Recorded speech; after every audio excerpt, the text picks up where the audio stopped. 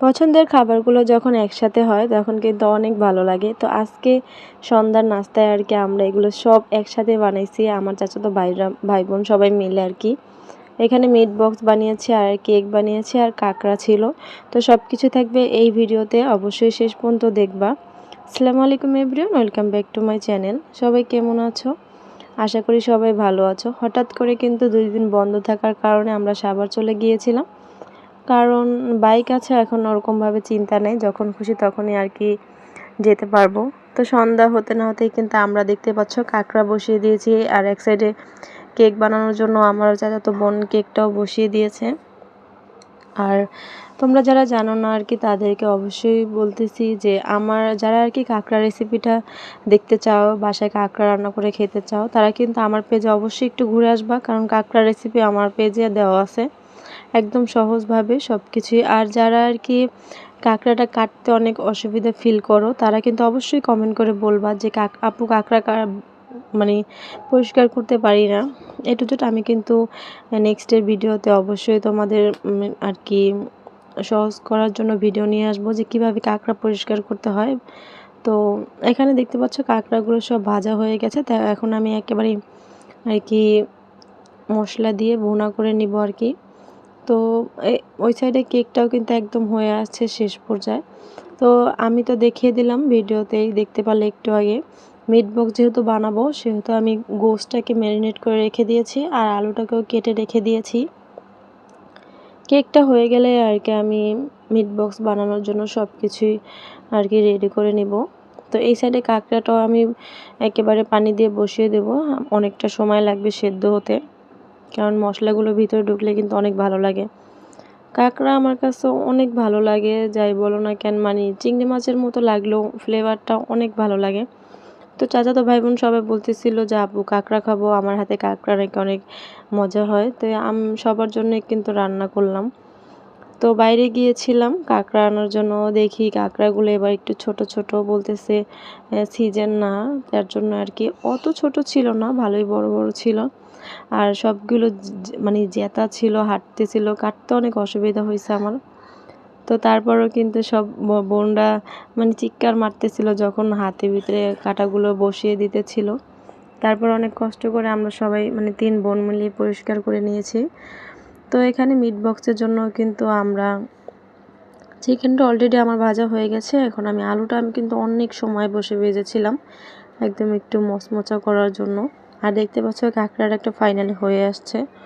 তো ওইগুলো রেডি হতে হতে এখানে আমার চাচাতো বোনও কেকের ডেকোরেশন করতেছে, সিম্পল করবে আজকে। একসাথে এত কিছু রান্না করার পর কিন্তু অনেক মানে কীরকম লাগতেছিল, ডিজাইন করতে ইচ্ছা করতেছিল না, বলতেছিল আপু একেবারে নর্মাল বানাবো, আজকে কোনো ডিজাইন করব না। কারণ আমরা সন্ধ্যায় সবাই মিলে খেয়ে ফিনিশ করে ফেলছি আর কি, তাই অত ডিজাইনের দরকার নেই। অর্ডারি কেক হলে সে না ডিজাইনের দরকার ছিল, বাসায় খাওয়ার জন্য তো ডিজাইনের দরকার নেই। তো এখানে কিন্তু ও কেকটা রেডি করতেছিল, আমি ভাবতেছি মিট বক্সে সব কিছু যেহেতু হয়ে গেছে আমি মিট বক্সটা রেডি করে নিই।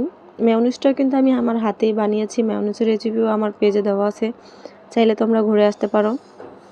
তো ছেলেরা যখন আসছে 10টার দিকে 9টার দিকে বাসায় আসছিল, তো তখন এসে বলতেছিল মিট বক্স বানিয়েছো, মিট বক্সের বক্স কোথায় পাবো ভাই। তাই আমরা বাটিতেই সবাই মিলে আর কি খেয়েছি, মানে অনেক মজা হয়েছে। ফার্স্ট টাইম বানালাম, তাও আমরা সবাই সবাই ভালো বলছে, কিন্তু ছেলেরা বাদে, ছেলেরা কখনোই ভালো বলে না। ওরা মানে যখন খাইতেছিল রিভিউটা দেখলেই বুঝতে পারবা ওদের মুখের অবস্থা কেমন। আমার হাজব্যান্ড তো কোনোদিন আমি কিছু রান্না করলে আমার প্রশংসা করেই না। তো যাই হোক, মানে সসেস ছিল না বাসায়, তাই সসেসটা ব্যবহার করি নাই। সসেসটা দিলেও কিন্তু অনেক সুন্দর লাগতো, দেখতেই কত লোভনীয় লাগতেছিল। মানে মেয়োনিজটা হাতে বানাইছি, কোনো রকম কেমিক্যাল ছিল না, মানে অনেক ভালো লাগছে। সব কিছুই তো নিজের হাতে বানানো, অনেক ভালো লাগছে। তো এখানেও ছেলেদেরটা রেখে দিয়েছি, মিট বক্সটা আমরা আর কি আগেই একটু খেয়ে নিয়েছিলাম, দেখি কীরকম হয়েছে। ওদেরটা আসলে বলছে আমার চাচাতো বোন ওভেনে গরম করে দিবে, আর কেক কাঁকড়া ওগুলো আসলে খাবো আর কি। শুধু মিট বক্সটাই আর কি খেয়েছি আমরা। তো এখানে আমার ছেলে কিন্তু খেয়ে রিভিউ দিয়ে দিতেছিল। আমার ছেলে আমার প্রশংসা সব সময় করে যে আম্মু সবসময় অনেক সব খাবারই মজা হয়। তো আমরা সবাই মিলে আর কি খেয়েছিলাম। তারপরে ছেলেরা এসে পড়েছিল 9টার দিক। তো 9টার দিকে ওরা এসে পড়ছে আর কি, তাই আমরা সবাই মিলে আবার একসাথে খাওয়ার জন্য বসে পড়লাম। কোক নিয়ে আসছিল আমার চাচাতো ভাই, তো কোক দিয়ে সবাই আর কি পার্টি করলাম, ছোটোখাটো একটা পার্টি বলতে পারো। অনেক ভালো লাগলো, সবাই মিলে ছোটোখাটো একটা পার্টি করলাম। আর সোফায় বসা ছিল ওটা আমার চাচাতো বোনের হাজবেন্ড আর কি, আমার ছোটো চাচাতো বোন। তো আমার চাচাতো বোনই কেকটা বানিয়েছে। ওর কিন্তু ফেসবুকে একটা পেজ আছে, ও কিন্তু অনেক জায়গায় কেক ডেলিভারি দেয়।